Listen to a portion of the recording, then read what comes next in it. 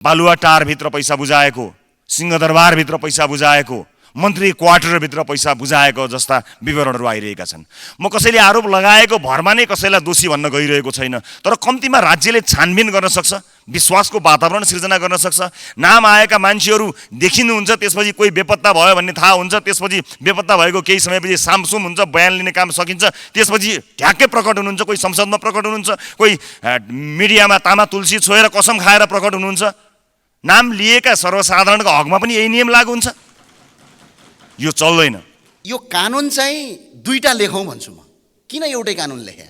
यी ठुला बडालाई चाहिँ कानुनै नलाग्ने, प्रधानमन्त्री ज्यूका विरुद्धमा पनि फौजदारी कसुरको मुद्दा छ, त्यो मुद्दा कहीँ पनि हलचलै नहुने, अनि चाहिँ सर्वसाधारण नागरिकले चाहिँ प्रहरीलाई आँखा झिम्काका भरमा चाहिँ लगेर कुटी कुटी तपाईँको जेल हाल्ने। यो मेरो केसमा पनि तपाईँको सुर्खेतमा बोलेकै भरमा मलाई आक्रमण गरेर तपाईँको जेल हाल्ने। त्यसो भने कानुन सबका लागि बराबर भनेर किन लेखेको? कानुन हाम्रा लागि अलग्गै हो, हामी यसो प्रधानमन्त्री सभामन्त्री भएका नेताहरूलाई अलग्गै हो, जनताका लागि अलग्गै हो भनेर लेखौँ न संविधानमा प्रष्टै। प्रहरीसम्म बरु रेड कार्पेट ओछ्याइदिनुहोस्, हिलो लाग्छ भनेर, तर प्रहरी कार्यालयमा लगेर बयान लिनुहोस्, नेपाली जनतालाई विश्वास गर्ने वातावरण सिर्जना गर्नुहोस्। त्यसकारणले यसमा सरकारले मुटु कमाए जस्तो लाग्यो, त्यसकारणले अघि प्रधानमन्त्रीजी आउनुभएको थिएन, अहिले आउनुभएको छ। म रिपिट गर्छु, प्रधानमन्त्रीजी तपाईँले म मुटु कमाउँदैन भन्नुभएको छ, अब म तपाईँको मुटु चेक गर्न चाहन्छु, कुन अस्पतालमा चेक गर्ने भन्नुहोस्। काम्दैन भनेको तपाईँको मुटु काम्यो कि भन्ने मलाई शङ्का लागेको छ।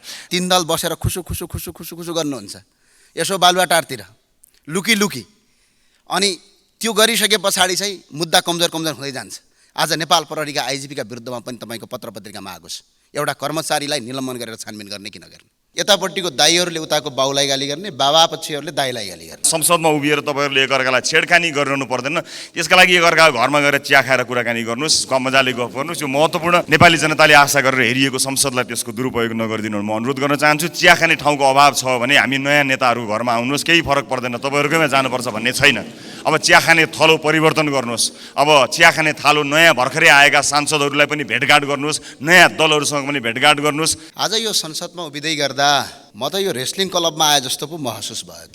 पूर्व प्रधानमन्त्रीहरू आउने 2-3 घण्टासम्म तपाईँको भाषण ठोकै गर्ने, त्यो भए हुनाले म अनुरोध गर्न सदनमा होइन रेस्लिङ क्लबमा जानुहोस् तपाईँहरू। संसदमा तपाईँको यत्रो बजेट खर्च गरेर बकमपसी गफ सुन्नका लागि जनताले तपाईँ हामीलाई निर्वाचित गराएका होइनन्। यहाँ ठुल्ठुला कुरा गर्ने कयौँ माननीय ज्यूहरूले पनि कुन ढङ्गले राजनीतिक यात्रा अगाडि बढाउनु भयो र कुन बाटो हुँदै संसद आउनुभयो भन्ने कुरा छर्लङ्ग छ। भ्रष्टाचारी अपराधीहरूलाई कानुनी कारबाही गरौँ।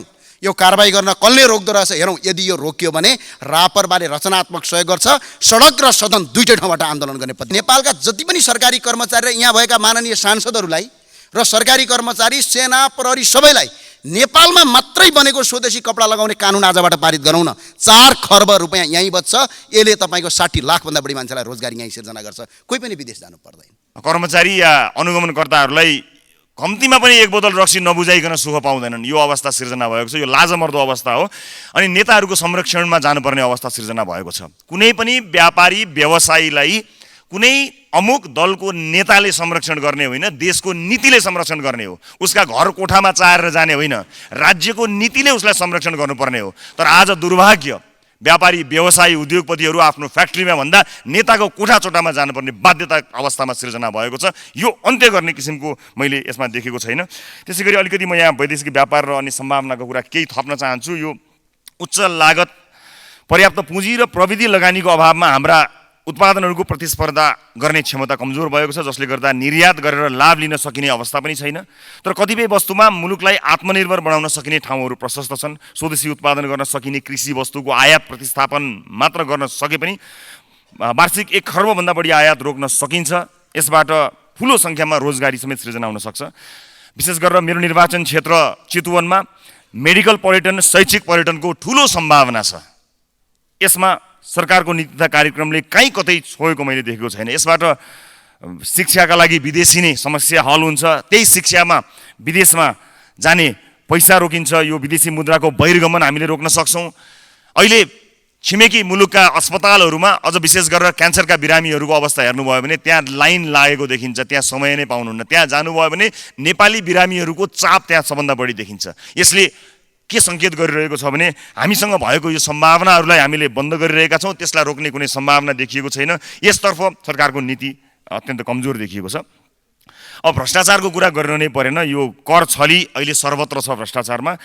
नेपालमा भ्रष्टाचार खुल्लाखुल्लेआम चलिरहेको छ भन्ने कुरा शिरदेखि पाउसम्म व्यक्ति र निकायले भ्रष्टाचारमा बदनामी कमाएको कुरा मैले अहिले भनिरहनु पर्दैन। घुस नदिइकन काम बन्छ भनेर आम नागरिकलाई कहीँ कतै विश्वास लाग्ने अवस्था छैन। कल्पनै गर्न नसक्ने गरी भ्रष्टाचार काण्ड दिनौँ जस्तो सार्वजनिक भएको छ। सबभन्दा डरलाग्दो विषय चाहिँ के भने राजनीति र प्रशासनको उच्च तहको मिलेमतो र संरक्षणमै ठुल्ठुला भ्रष्टाचार काण्ड भइरहेका छन् र यसलाई हामीले सामान्य बनाएर गइसकेका छौँ। अहिले भएकै नक्कली भुटानी शरणार्थी कार्य यो जुन प्रकरण छ यसमा नै बालुवाटारभित्र पैसा बुझाएको, सिंहदरबारभित्र पैसा बुझाएको, मन्त्री क्वार्टरभित्र पैसा बुझाएको जस्ता विवरणहरू आइरहेका छन्।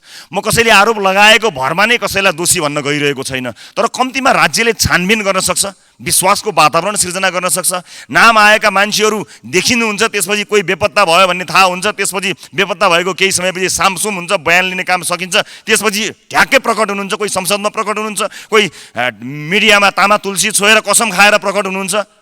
नाम लिएका सर्वसाधारणको हकमा पनि यही नियम लागू हुन्छ? यो चल्दैन।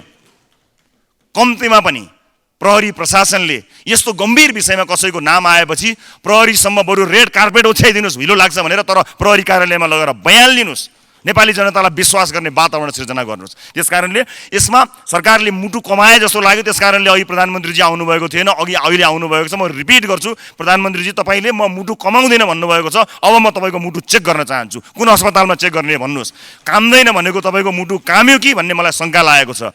जस्ता जस्ता मान्छेहरूको नाम क्रमशः आउँदैछ, एकपटक बयानका लागि पनि नबोलाउनु भनेको अविश्वासको वातावरण सिर्जना भएको छ। राष्ट्रिय अन्तर्राष्ट्रिय क्षेत्रमा बेइज्जत भएको यो विषयलाई सामसुम थामथुम नगर्नु होला। तीन पार्टी बसेर तपाईँहरूले खासखुस गर्नुभयो भनेर हामीले भनिरहेका थियौँ नि, त्यसको गन्ध ठासठुस आयो, संसदसम्म आयो, देशभरि त्यसको गन्ध गयो। त्यसकारणले यो गन्ध रोक्नुहोस्, सोध्नुपर्छ, सोधपुछ गर्नुपर्छ। मेरै उदाहरण दिन्छु, म आउँछु बयान दिन, म तयार छु भनिरहेको मान्छेलाई न्युज रुमभित्र बुट बजारेर समातेर मध्यरातमा लिएर जानुभयो। अरूको हकमा किन त्यस्तो हुन सक्दैन? बराबर हुनुपर्छ। न्यायिक प्रक्रियामा हरेक नागरिकले सहयोग गर्नुपर्छ, चाहे उच्च पदस्थ होस् चाहे जुनसुकै होस्। यसमा हाई प्रोफाइल भन्ने हुँदैन, फाइलको कुरा हुन्छ। प्रोफाइलले काम गर्दैन। अपराध अनुसन्धानमा सबैले सघाउनुपर्छ। मैले कसैलाई आरोप लगाएको होइन र कसैलाई पोल्ने मात्र काम भएको छ भने पनि खबरदारी गर्न चाहन्छु। कहिले कसैको नाम आउने, अनि त्यसको नाम आयो भने अर्काको पनि नाम आउने, अनि कसैलाई पनि छानबिन नलाउने भएपछि काले काले मिलेर खाउँ भाले भएको हो कि you scratch my back and I will scratch yours भन्ने भएको छ भने नेपाली जनताले सहेर बस्दैन। त्यसकारणले राष्ट्रिय स्वतन्त्र पार्टी यस कुरामा निर्मम छ। यो भ्रष्टाचारका कुराहरूमा निर्मम भएर समीक्षा गर्नुपर्ने हुन्छ। यहाँ कति ठाउँका भ्रष्टाचारका कुरा मान्छे बोल्नै डराउँछ। न्यायालयको भ्रष्टाचारमा बोल्न सातो जान्छ मान्छेको, नेपाली सेनामा भएको भ्रष्टाचारको विषयमा बोल्न सातो जान्छ। र मैले अहिले यति बोलेका कारणले यसको कुन मूल्य चुकाउनु पर्ने छ मलाई थाहा छैन। खेती नै गरेर, उद्योग नै गरेर मुद्दा हाल्ने काम चलिरहेको छ। हामी सबैले न्यायिक प्रक्रियामा जानु हुने, नेपाली नागरिकले, अन्य सबैले, उच्च पदस्थहरू चाहिँ खासखुस गर्ने यो भएन। तीन पार्टी मात्र बसेर शङ्काको स्थिति सृजना भयो भनेको कुरा स्याल पनि करायो, कुखुरो पनि हरायो। त्यसकारणले यो कुरालाई ध्यान दिनुको लागि म यहाँबाट विनम्रतापूर्वक अनुरोध पनि गर्न चाहन्छु। यो कानुन चाहिँ दुईटा लेखौँ भन्छु म। किन एउटै कानुन लेखे? यी ठुला बडालाई चाहिँ कानुनी नलाग्ने, प्रधानमन्त्रीज्यूका विरुद्धमा पनि फौजदारी कसुरको मुद्दा छ, त्यो मुद्दा कहीँ पनि हलचलै नहुने, अनि चाहिँ सर्वसाधारण नागरिकले चाहिँ प्रहरीलाई आँखा झिम्काका भरमा चाहिँ लगेर कुटी कुटी तपाईँको जेल हाल्ने। यो मेरो केसमा पनि तपाईँको सुर्खेतमा बोलेकै भरमा मलाई आक्रमण गरेर तपाईँको जेल हाल्ने। त्यसो भने कानुन सबका लागि बराबर भनेर किन लेखेको? कानुन हाम्रा लागि अलग्गै हो, हामी यसो प्रधानमन्त्री सभामन्त्री भएका नेताहरूलाई अलग्गै हो, जनताका लागि अलग्गै हो भनेर लेखौँ न संविधानमा प्रष्टै। अनि जनतालाई पनि ढुक्क हुन्छ, ओहो कानुन त अलग अलग छ भन्ने। यस्तो किसिमको देशले, यस्तो किसिमको नीतिले मुलुक कहिले पनि विकास हुँदैन। र अर्को कुरा यसो हेर्छौँ, शिक्षामा चाहिँ गजबको व्यापार गर्छन्। यहाँ आएका माननीयज्यूहरूका कतिका कलेज छन्, कतिका हस्पिटल छन्। के गर्ने? राजनीतिक दल खोल्ने, विद्यार्थी सङ्गठन खोल्ने, अनि विद्यार्थी सङ्गठनको केही भएन भनेर यहीँ सदनमा आएर उफ्रिने। फेरि विद्यार्थी सङ्गठन खोलेर भएका जुन स्कुल, हिजो राजाहरूले बनाइदिएका स्कुलहरू, कलेजहरू सबै बन्द गर्न लगाउने, त्यहाँ नारा लेख्ने, भित्तामा लेख्ने, दुनियाँ गर्ने, तोडफोड गर्ने, अझ सकिन्छ भने त्यहाँको क्याम्पस टिपलाई पनि कुटपिट गर्ने।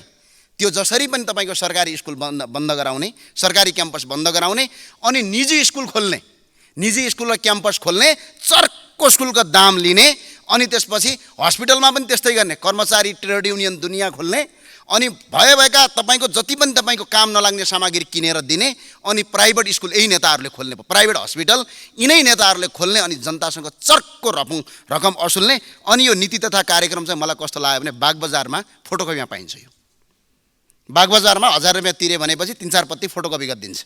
त्यस्तो किसिमको नीति तथा कार्यक्रम ल्याउने, अनि यहाँ मुलुकलाई तपाईँको अहिले पनि तपाईँको समयको बर्बाद गर्ने किसिमको काम भइरहेको छ। यदि साँच्चै तपाईँको मुलुकलाई अगाडि बढाउने हो, यदि साँच्चै देशलाई अगाडि बनाउने भने एकजना सांसदले पनि प्रतिनिधि सभाको सांसद भएपछि हस्पिटल र स्कुल खोल्न पाउँदैन भन्ने नीति यहीँबाट पारित गरौँ। त्यसपछि मात्र नेपालमा शिक्षा र स्वास्थ्यमा क्रान्ति गर्न सकिन्छ, होइन भने मुलुक अगाडि बढ्न सक्दैन। मलाई त्यो लाग्छ। अनि मलाई अचम्म लाग्छ, यो नाम चाहिँ पत्रिकामा भगा आइराखेको छ। हेर्नुहोस् है, पत्रिकामा फटाफट आइराखेको छ, अनि 3 दल बसेर खुसु गर्नुहुन्छ यसो बालुवाटारतिर लुकी। अनि त्यो गरिसके पछाडि चाहिँ मुद्दा कमजोर हुँदै जान्छ। आज नेपाल प्रहरीका आइजिपीका विरुद्धमा पनि तपाईँको पत्र पत्रिकामा आएको छ, एउटा कर्मचारीलाई निलम्बन गरेर छानबिन गर्ने कि नगर्ने। त्यति मात्र होइन, अन्य नेताहरूको आइराखेको छ, तिनीहरूलाई चाहिँ के गर्ने, उम्काइदिने। त्यसो भने कानुन 2टा लेख्नु सकिने भनिसकेँ मैले, एउटा कानुनले काम गर्दैन। किनभने यस्तो किसिमको कानुनी प्रवृत्तिले आज मुलुक अगाडि बढ्न सक्दैन। सम्माननीय सभामुख महोदय, यहाँ यसरी भन्ने गरिएको छ हाम्रो देश, एत देश परशुतानम सोमकास दग्र जन्मनः, एत देश परशुतानम सोमकास दग्र जन्मनः सोम चरित्र सिपछेरन पृथ्व्या सर्वमानव भन्छ। यो हाम्रो पृथ्वी अर्थात् यो नेपाल भन्ने धरतीमा जन्मेका मान्छेले संसारभरि ज्ञानको ज्योति दिन्छन् भन्ने देश हो। भगवान गौतम बुद्धको देश हो यो, माता सीताको जन्मभूमि हो। त्यति मात्र नभएर यो 33 कोटी देवताको वासस्थान हो, शिवको आराधना केन्द्र हो। त्यति मात्रै नभएर यो तपाईँको भिरकुटीको देश हो, यो अरनीको देश हो, गुरु वेदव्यासको जन्मभूमि हो, वाल्मिकीको आश्रम भएको देश। आज संसारको उत्कृष्ट देश रोजी र रोटीका लागि, एक गाँस खानाका लागि र एक सरो कपडा लाउनका लागि दैनिक एक वर्षमा 6,30,000 भन्दा बढी युवाहरू झन्डै विदेशी जानुपर्छ र अर्का विदेशीका अगाडि भिख माग्नुपर्छ। यो भिख माग्ने व्यवस्था र भिख माग्ने नीति बनाउने कोही गाउँको कर्मचारी या गाउँको किसान, कोही मजदुर होइन, यही सदनभित्र बसेका तपाईँ हामी नै हो, यसको दोषी हो हामी। त्यो भएको कारणले गर्दा वीर गोर्खालीका देशलाई अहिले कायरका देश भनेर हामी चिन्न बाध्य पारिएका छन्। यसलाई हामीले परिमार्जन गर्नुपर्छ भन्ने मलाई लाग्छ। शिक्षा चाहिँ गजबको नीति तथा कार्यक्रम पढेँ, यसमा चाहिँ यो शिक्षाको बारेमा कहीँ कतै छैन। यो सुगा रटाई शिक्षा भन्छ, जति पढ्यो त्यति बेरोजगार हुने। आज सडकमा कसले ढुङ्गा हान्छ, डिग्री पढेकै विद्यार्थीले ढुङ्गा हान्छ, कोही गाउँको किसानले त ढुङ्गा हाने देखेको छैन मैले। बरु किसानहरू माइतीघर मण्डलामा आएर शान्तिपूर्ण आन्दोलन गरेर हाम्रा कुरा सुनिदेऊ भन्छन्। बिचरा किसानले भुक्तानी दिन पाउँदैनन्। को हान्छ भने कम्पसको विद्यार्थी हान्छ, को कति पढेको 2टा विषयमा डिग्री गर्यो, त्यही मान्छेले सडकमा टायर बाल्छ, सिसा फोड्छ। कतिपय साथीहरू त ढुङ्गा हान्दै यहाँ नेता पनि बन्नुभएको छ, रेलिङ तोड्दै पनि बन्नुभएको छ। त्यो भए हुनाले नेता बन्नका लागि चाहिँ अब ढुङ्गा हान्नै पर्ने, बस जलाउनै पर्ने, सिसा फोड्नै पर्ने, क्याम्पसका भित्तामा तपाईँको हुँदा नहुँदा किसिमका नारा लेख्नै पर्ने किसिमको प्रवृत्तिले आजको शिक्षा सुगा रटाई भन्छु। जति पढ्यो त्यति बेरोजगार, साक्षर त भइयो, शिक्षित भइएन। त्यो किसिमको शिक्षा पद्धतिले आज मात्रै यो देशबाट तपाईँको 5 वर्षमा 1,93,79,79,करोड रुपैयाँ तपाईँको 5 वर्षमा उच्च शिक्षा हासिल गर्नका लागि नेपालबाट पैसा बाहिरिएको छ। यहाँ गुणस्तरीय शिक्षा लागू गरौँ। संसारभरि शिक्षा जम्मा 2 प्रकारको हुन्छ, एउटा भनेको आध्यात्मिक शिक्षा हुन्छ, एउटा वैज्ञानिक शिक्षा हुन्छ। हाम्रो देशको यो शिक्षा चाहिँ कुन शिक्षा हो? सुगा शिक्षा हो, रट्यो तर जीवनमा कहीँ पनि काम लाग्दैन। त्यो कारणले गर्दा यो शिक्षा पद्धतिलाई चेन्ज गर्नुपर्ने, यसलाई परिवर्तन गर्नुपर्ने। कुनै पनि देश विकास जब मात्र हुन्छ तब शिक्षा पद्धतिमा र त्यसको तपाईँको पाठ्यक्रम परिवर्तन हुन्छ भन्यो। यहाँ कहीँ कतै पनि नीति तथा कार्यक्रममा त्यो लेखिएको छैन। र अर्को रोजगारीको कुरा रह्यो। सम्माननीय सभामुख महोदय, 80 लाखभन्दा बढी मान्छेहरू विदेश जान्छन्।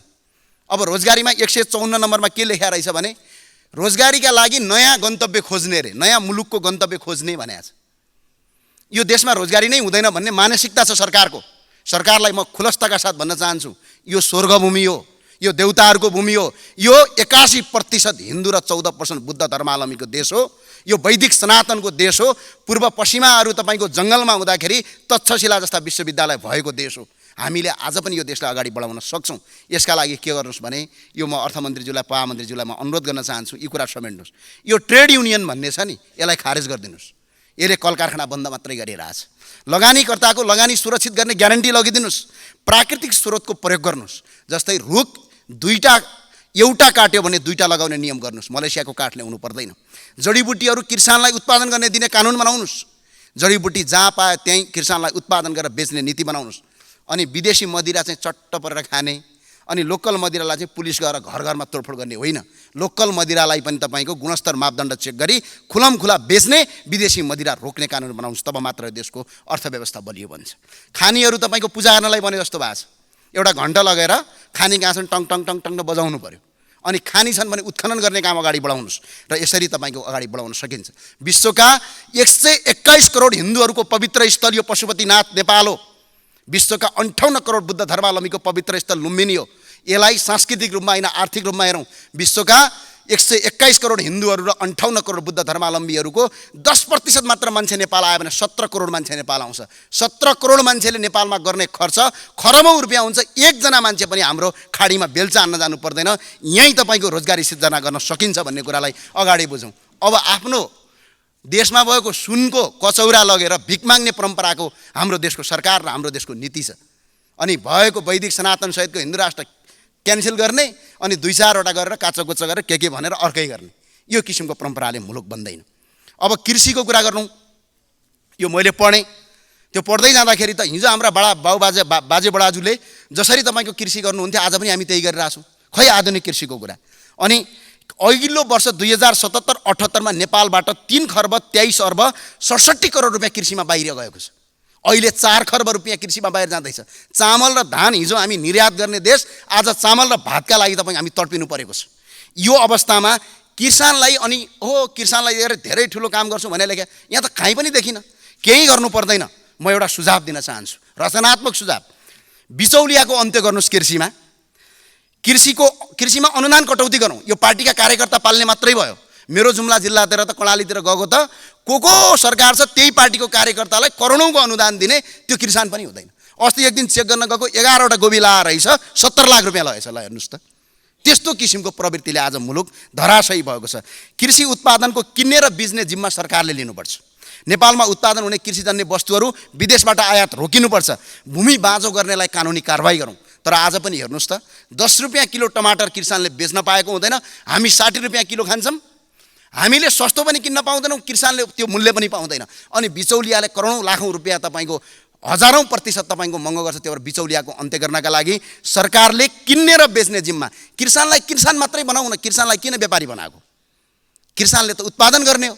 आज त किसान पनि हुनु पर्यो, व्यापारी पनि हुनु पर्यो। त्यो भएर यो देश धराशय भएको 4 खर्ब रुपियाँ विदेश जानबाट रोकिन्छ भने प्रधानमन्त्रीज्यू यो काम चाहिँ अगाडि नीति तथा कार्यक्रममा राख्नुभयो भने तपाईँ हामी सबैको भलो हुन्छ र यो देशको भलो हुन्छ भन्ने कुरा मलाई लाग्छ। अब खेलाडीको कुरा गरौँ। गजबको देश यो देश र यो संसारमा यदि राष्ट्र नेपाललाई यदि कसैले चिनाउँछ भने हामी जस्ता राजनीतिज्ञले चिनाउँदैनौँ। हामीहरूको त इमेज छ त, फटासटा के भनेर दुनियाँले लेखिराखेका छन्। हाम्रो इमेज त छैन। यदि यो देशको इमेज यदि कसैले बचाउँछ भने त्यो खेलाडीले बचाउँछ। खेलाडी बलियो भयो भने देश बलियो हुने हो। खेलाडीले राम्रो पर्फर्म गर्यो भने अर्थात् खेलाडीलाई अगाडि बढाउन सक्यो देशमा। तर अघिल्लो वर्षको बजेटमा 0.13% बजेट खेलाडीलाई रहेछ भने अहिले मिनिमम 2% जति बजेट लिनुपर्ने भन्ने छ। यो कस्तो लाग्छ भने मलाई यो ग्रन्थ पढे जस्तो फोटोकपी अनि ल्याएर यो थमथमाइदिएको छ। 4-5 दिन सदन चलाएको छ। यो बेकारको समय बर्बाद भइराखेको छ। त्यो कारणले गर्दा यसमा खेलाडीको बजेट बढाइयोस्। अब चलचित्र भनेको के हो? धेरैलाई लाग्दो यो मनोरञ्जन मात्र होइन। चलचित्र भनेको हाम्रो धर्म संस्कृति परम्परालाई अन्तर्राष्ट्रिय जगतमा चिनाउने एउटा माध्यम हो। तर आज चलचित्रमा यो अघिल्लो वर्षमा मात्रै 132वटा तपाईँको विदेशी फिल्महरूले नेपालमा फिल्म प्रदर्शन गरे। त्यसबाट 90 करोड रुपियाँ विदेश गयो। हामी अन्य देशको जस्तो नेपालमा पनि गरौँ न, कोटा सिस्टम लागू गरौँ। कतिवटा चलचित्र एक वर्षमा विदेशी लाग्न पाउने नियम गरौँ। नेपाली चलचित्र क्षेत्रको उत्थान मात्र होइन, हाम्रो धर्म संस्कृति र परम्पराको पनि अन्तर्राष्ट्रिय जगतमा प्रचार हुन्छ र चलचित्र क्षेत्रबाट पनि लाखौँ मान्छेले रोजगारी सिर्जना गर्न सक्छन्। यो नीति तथा कार्यक्रममा लेखौँ। यसमा किन कन्जुसाइ गरेको? अर्को कपडा हेर्नुहोस् त। अब प्रधानमन्त्रीजीलाई त धन्यवाद पनि दिन चाहन्छु। अस्ति नेपाली कपडामा आउनुभएको थियो, बडा खुसी लाग्यो मलाई। तपाईले यो परिवर्तनका लागि म विशेष धन्यवाद दिन चाहन्छु। अब अरूले पनि लगाउनु होला भन्ने लाग्छ मलाई। यो नेपाल भन्ने देश हो, हामी नेपाली हौँ। हाम्रो जात एउटा मात्रै छ, त्यो नेपाली हो। देश एउटा मात्रै छ, त्यो नेपाल हो। यहाँभन्दा अर्को कोही हुनै सक्दैन। त्यो भए हुनाले कपडा करिब 3 खर्बको हामीले आयात गर्दा रहेछौँ। 3 खर्ब, अहिले त 4 खर्ब पुग्यो। यो नेपालका जति पनि सरकारी कर्मचारी र यहाँ भएका माननीय सांसदहरूलाई र सरकारी कर्मचारी, सेना, प्रहरी सबैलाई नेपालमा मात्रै बनेको स्वदेशी कपडा लगाउने कानुन आजबाट पारित गरौँ न। 4 खर्ब रुपैयाँ यहीँ बच्छ। यसले तपाईँको 60 लाखभन्दा बढी मान्छेलाई रोजगारी यहीँ सिर्जना गर्छ। कोही पनि विदेश जानु पर्दैन। यो किसिमको नीति गरौँ। र यसमा चाहिँ एउटा अर्को कुरा छिराम, कपडा उद्योग खोल्नेलाई बिजुली, पानी र सडकको व्यवस्था गरौँ र कपडा उद्योगीहरूलाई शून्य कर 30 वर्ष 35 वर्षमा कर नलिने नियम बनाऊ न। अनि तपाईँहरू गइहाल्नुहुन्छ। यसो चुनाव आउँछ, भातृ सङ्गठनका कार्यकर्ताहरू चन्दा बोकेर, अनि व्यवसायले चन्दा दियो भने ठिक, दिएन भने त बम पड्काइदिन्छु भनिदिन्छन्।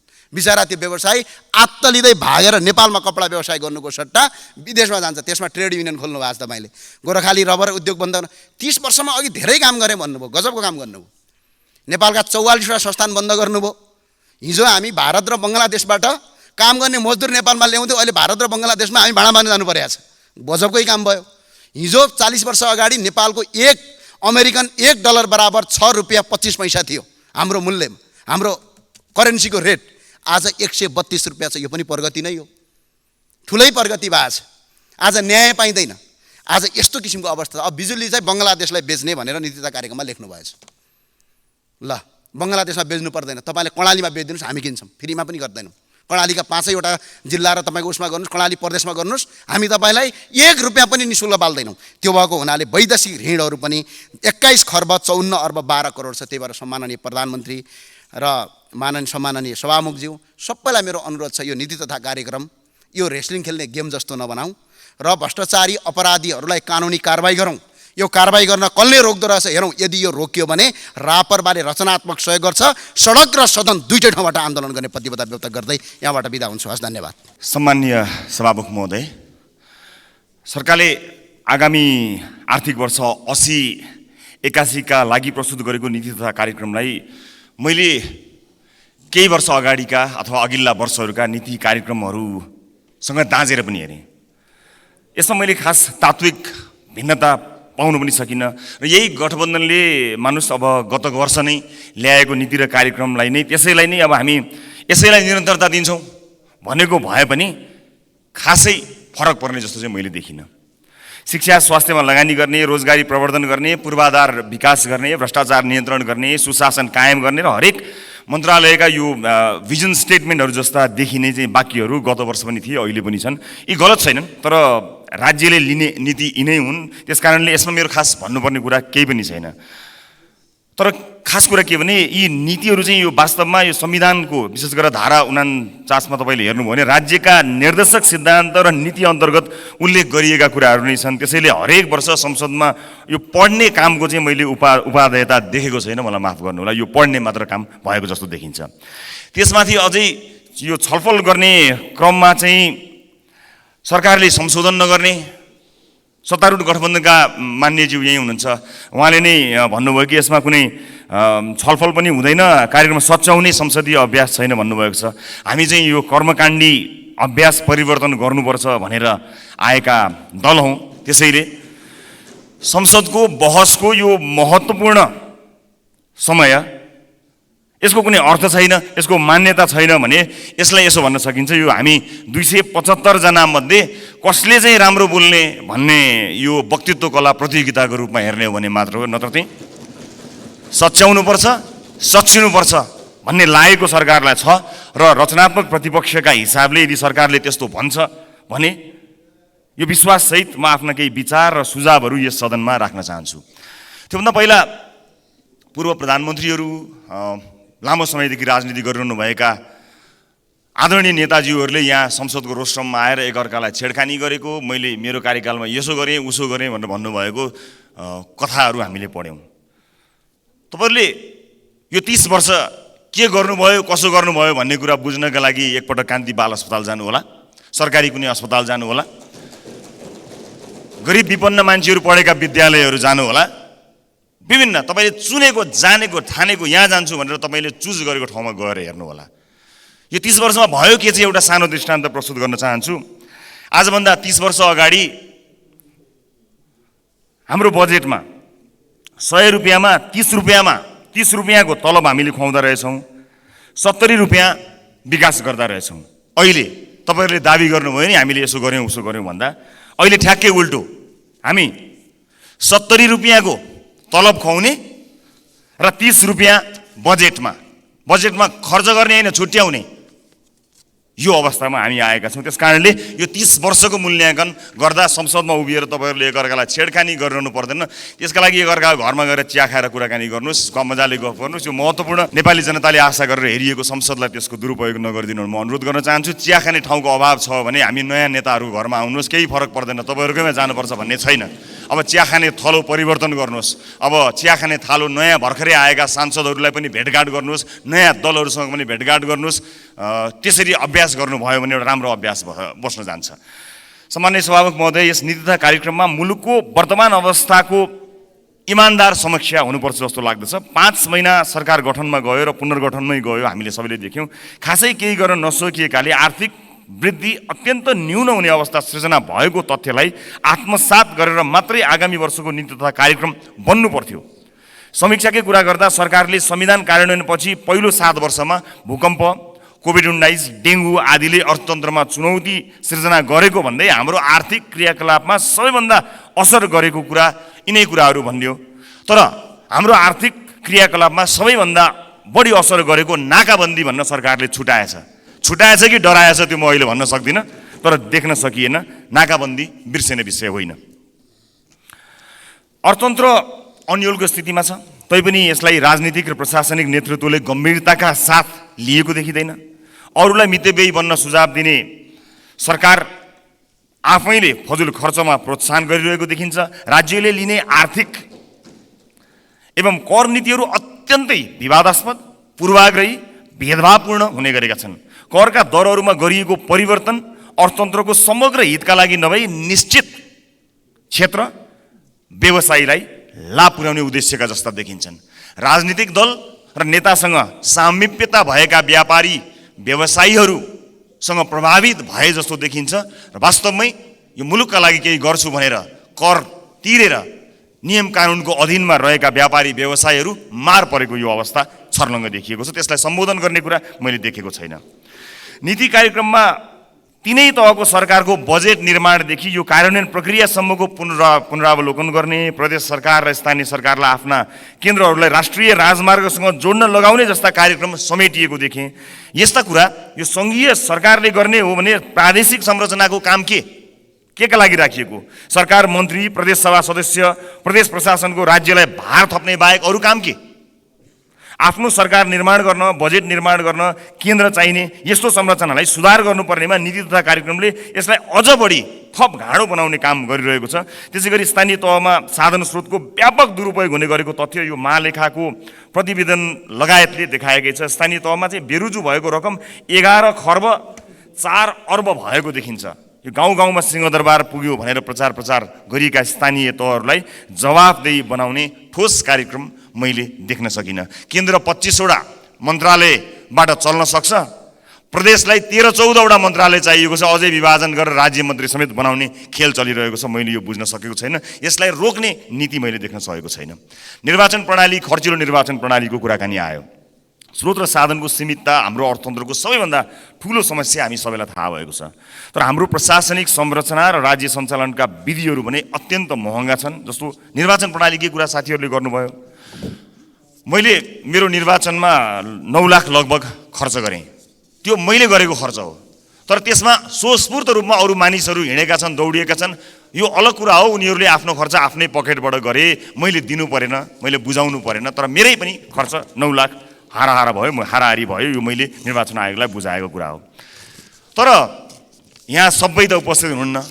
सम्झिएर छातीमा हात राखेर भन्नुहोस् त, यो निर्वाचन प्रणालीबाट कयौँ पार्टीहरूमा टिकट पाउनका लागि कति पैसा बुझाउनु पर्यो? त्यो टिकट प्राप्त गरिसकेपछि चुनावमा जान कति पैसा खर्च गर्नु पर्यो? कति बुझाएर प्राप्त गर्नु पर्यो? अनि त्यो पैसा कहाँबाट असुल उपर हुन्छ?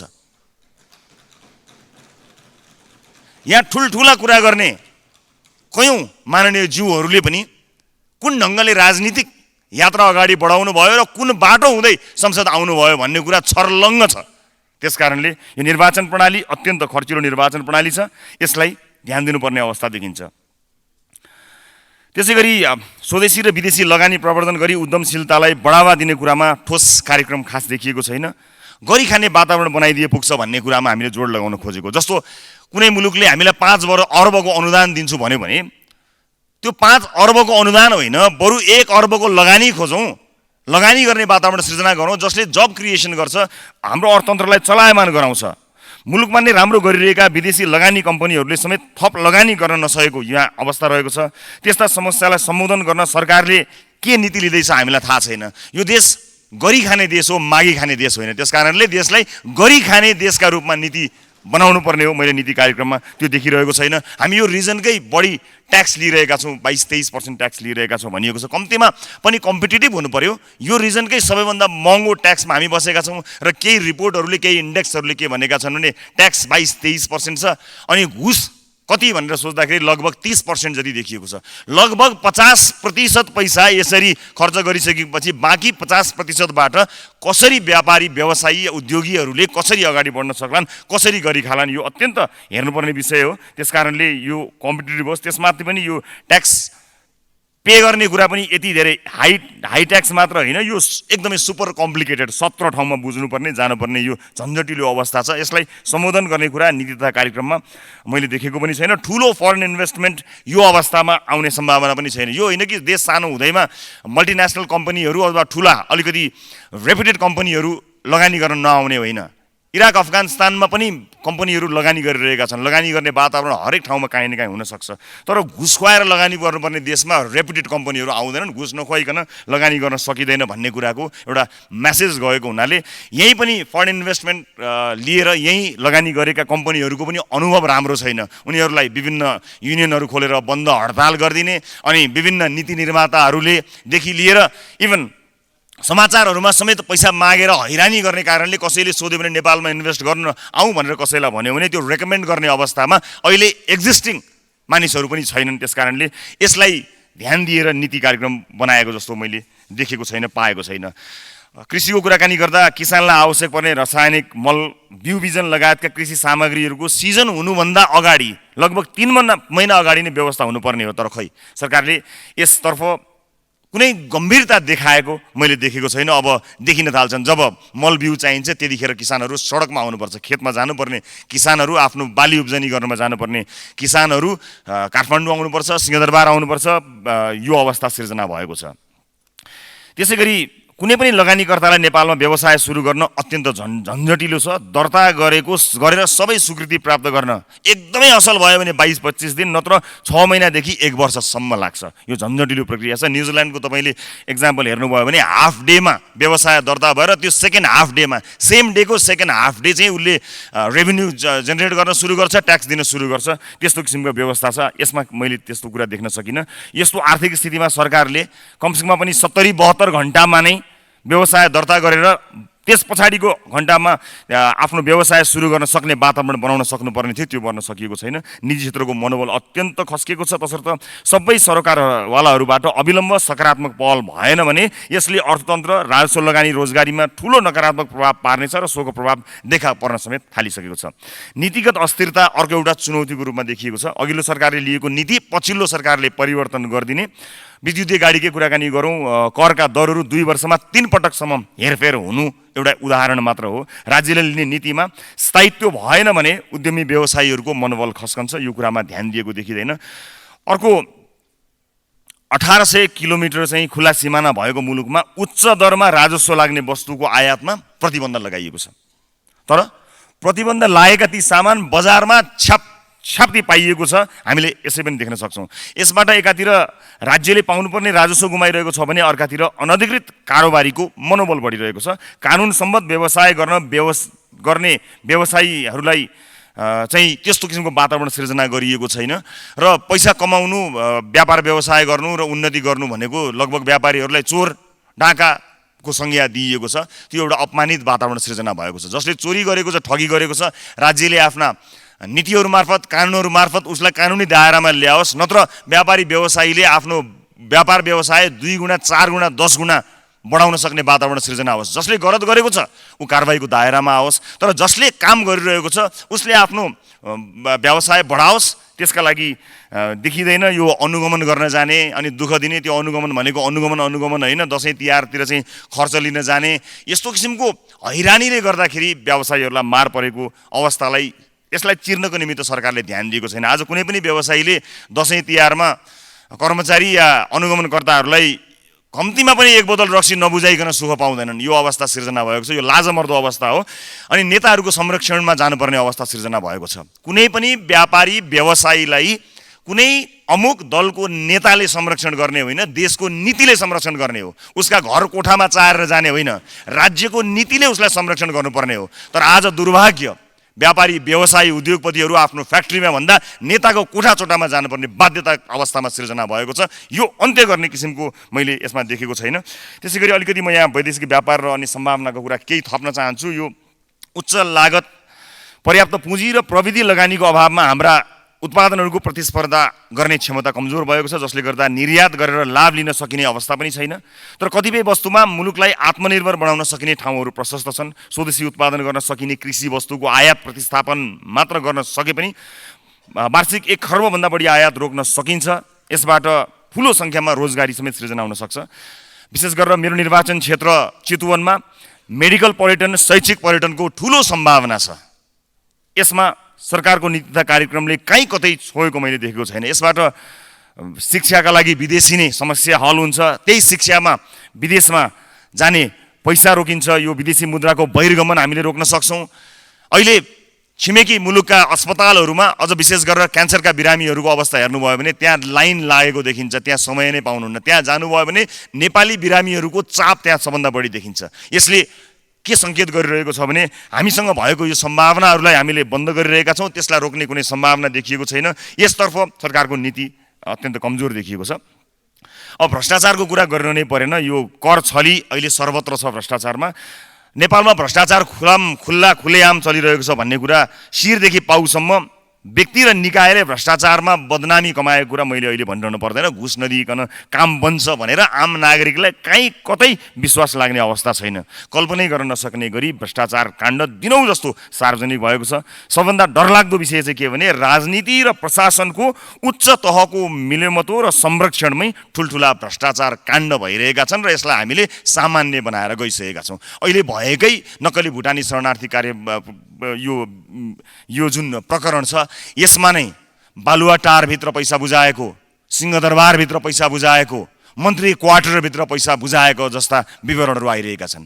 म कसैले आरोप लगाएको भरमा नै कसैलाई दोषी भन्न गइरहेको छैन। तर कम्तीमा राज्यले छानबिन गर्न सक्छ, विश्वासको वातावरण सिर्जना गर्न सक्छ। नाम आएका मान्छेहरू देखिनुहुन्छ, त्यसपछि कोही बेपत्ता भयो भन्ने थाहा हुन्छ, त्यसपछि बेपत्ता भएको केही समयपछि सामसुम हुन्छ, बयान लिने काम सकिन्छ, त्यसपछि ठ्याक्कै प्रकट हुनुहुन्छ, कोही संसदमा प्रकट हुनुहुन्छ, कोही मिडियामा तामा तुलसी छोएर कसम खाएर प्रकट हुनुहुन्छ।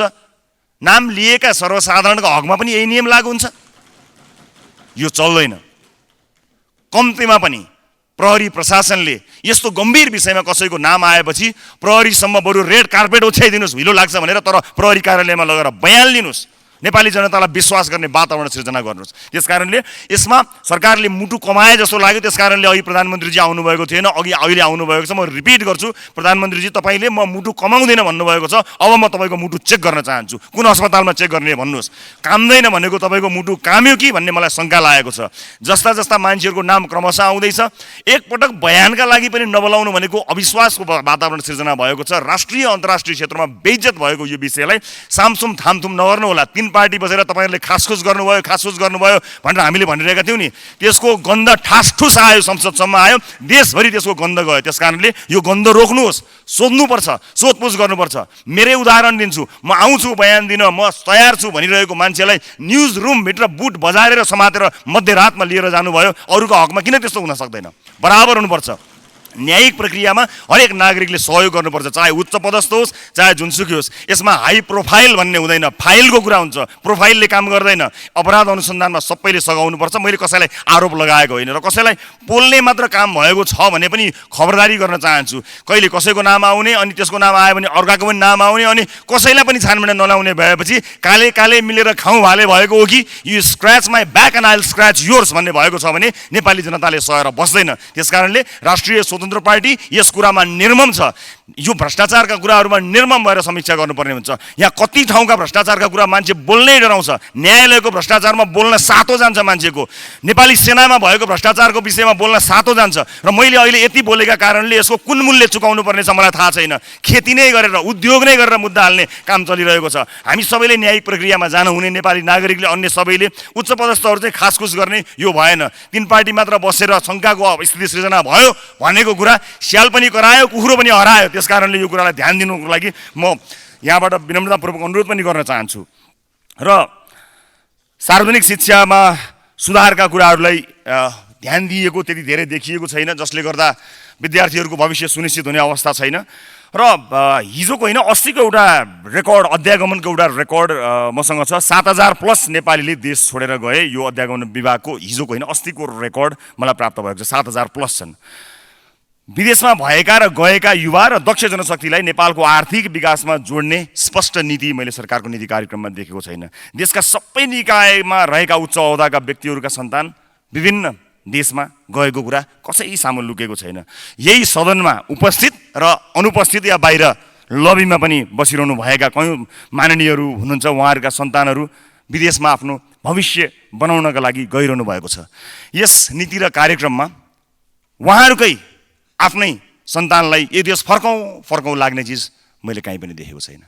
त्यो देखिनु जरुरी छ। यो देश फर्कौँ लाग्ने चिज देखिन जरुरी छ। र वैदेशिक रोजगारमा गएका नेपाली जनताका छोराछोरीहरू जसको रेमिटेन्सबाट हामीले एउटा अर्थतन्त्र धानिरहेका छौँ भनिरहेका छौँ, उनीहरूमाथि अपमानित व्यवहार भएको छ। यहीँदेखि अपमानित व्यवहार हुन्छ। उनीहरूलाई उच्च सम्मान दिन सक्नुपर्छ। त्यसका लागि पनि यस्तो कुनै व्यवस्था देखिएको छैन। एयरपोर्टमा भएको VIP कक्ष वास्तविक VIPका लागि दिउँ, उहाँहरूलाई दिउँ, जसको पैसाले, जसको पसिनाले यो देशको रेमिटेन्सका कारणले चलेको छ।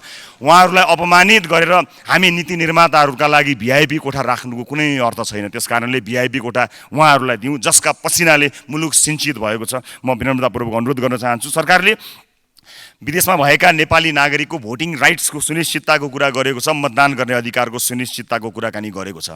यदि सरकारले यो लेखेको मात्र होइन, गर्न चाहेको हो भने यसै संसदबाट, यसै सदनबाट पास गरौँ, ल्याउनुहोस्, यही सदनबाट पास गरौँ र भोटिङ राइट्स सुनिश्चित गरौँ।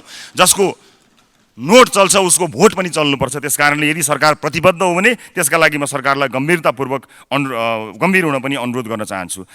विशेष गरेर यो अशक्त नागरिकहरूप्रति पनि मैले अलिकति उदासीनता देखेँ नीति कार्यक्रममा। फाइदा हुने नदेखेर हो कि क्या हो, शारीरिक रूपमा अशक्त नागरिकप्रति राज्य अत्यन्त उदासीन जस्तो देखिएको छ। अपाङ्गता भएका नागरिकले राज्यको अनिवार्य कर्तव्यभित्र पर्ने शिक्षा, स्वास्थ्य जस्ता सेवामा पहुँच पाउन सकेका छैनन्। न त पहुँच दिने कार्यक्रमहरू नै राज्यले ल्याउन सकेको छ। दृष्टिविहीनका लागि अध्ययन गर्ने सामग्री, शारीरिक रूपले अपाङ्गता भएका व्यक्तिहरूका लागि हिँड्ने बाटो जस्ता कुराहरूमा कर्तव्यमा राज्य चुकेको देखिन्छ। म एउटा दृष्टान्त यहाँहरूलाई बताउँछु। कयौँ दृष्टिविहीन साथीहरू जब राति विभिन्न ठाउँमा काम गरेर फर्किनुहुन्छ, रातको अँध्यारोमा हिलो बाटोमा उहाँहरूलाई सडकमा भएका कुकुरहरूले टोक्छन् र घाइते खुट्टा जिउ लिएर उहाँहरू आफ्नो गन्तव्य पुग्नुहुन्छ। सरकारले यसतर्फ गम्भीरतापूर्वक ध्यान दियोस्। यस्तो हुनु हुँदैन। यो संसार, यो समाज, यो देश हामी सबैका लागि हो, उहाँहरू सबैका लागि, अझ हामीलाई भन्दा पनि बढी अझ शारीरिक रूपमा अपाङ्गता भएका व्यक्तिहरूका लागि चाहिन्छ।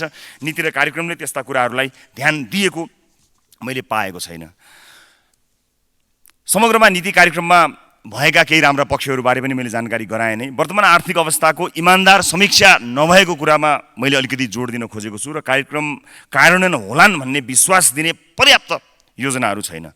यस्तो गरिनेछ भन्नु सामान्य कुरा हो, तर कसरी गरिनेछ भन्ने कुराको जब हामीले जवाफ दिन सक्दैनौँ भने यी सबै गरिनेछमा सीमित हुनेछ र आम नागरिकले त्यसको योजना प्राप्त गर्न सक्दैनन्। हामीले यहाँ बसेर आज नीति कार्यक्रम, यो देशको नीति र कार्यक्रम, यो 1 वर्ष सरकारले यस्तो गर्नेछ भनिरहँदा जसका लागि यस्तो गर्नेछ भनेर यी किताबहरू लेखिएका छन्, यी अक्षरहरू भरिएका छन्, तिनको अवस्था के छ भन्ने कुरा बुझ्न जरुरी छ। आज यसले आशा जगाउन सकेको छ कि छैन, यो महत्त्वपूर्ण कुरा हो। र यसको जुन प्रक्रिया हामीले भनेका छौँ, हामीले यो सम्मानित सदनको यति महत्त्वपूर्ण समय, यतिका दिनहरू खर्च गऱ्यौँ, तर दुःखको कुरा हामीले भनेका कुराहरू आउने बजेटले समेट्ने कहीँ कतै छाँटै देखिएको छैन। कहीँ कतै झुकिएर गएछ भने पनि त्यो एउटा संयोग मात्र मानिने अवस्था छ। देशको वास्तविक चित्रण नै हामीले बुझ्न सकेका छैनौँ। देशको स्टडी नै हामीले राम्रोसँग गरेका छैनौँ कि क्या हो। हरेक वर्ष नीति कार्यक्रम आउँदाखेरि लक्षित वर्गसम्म त्यो पुग्न सकेको छैन। प्रत्येक दिन यो देश छोडेर जाने मान्छेहरूले आजको हाम्रो यो बहसलाई कसरी हेर्छन् थाहा छैन, हरेक वर्षको यो बहसलाई कसरी हेर्छन् थाहा छैन। तर तिनलाई रोक्ने, तिनलाई स्वदेशमै सम्भावना छ भन्ने र भविष्यमा केही गर्न सकिन्छ भन्ने किसिमका कुनै योजनाहरू छैन। आज यो देश छोडेर जाने मानिसहरूको लर्को लागिरहँदा हामीले वातावरण बनाउन सकेनौँ र बाध्य भएर मानिसहरू यो देश छोडेर गए, विदेशमा पुगेका छन्। त्यहाँ भएका कूटनीतिक नियोगहरूको त्यहाँको स्रोत साधनको एकपटक समीक्षा गरिहेरौँ त। 2-4 ठाउँमा दसैँ तिहार मनाउने, 1-2वटा कूटनीतिक भेटघाट गर्ने र पासपोर्ट लगायतका त्यहाँ भएका नेपालीहरूलाई कागजपत्रमा सहयोग गर्ने किसिमको संरचना, हिजो बनाइएको संरचनाबाट आज लाखौँ लाख नेपालीहरू त्यहाँ गइरहँदा त्यही संरचनाले, त्यही कर्मचारी तन्त्रले, त्यही सिस्टमले काम गर्छ होला त।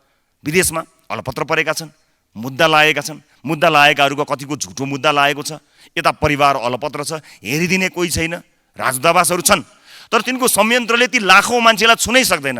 हामीले नीति बनाउँदाखेरि त्यसतर्फ ध्यान दिन सकेनौँ। त्यसैले म सम्मान्य सभामुख मार्फत सरकारको यसमा गम्भीर ध्यान आकर्षण गराउन चाहन्छु।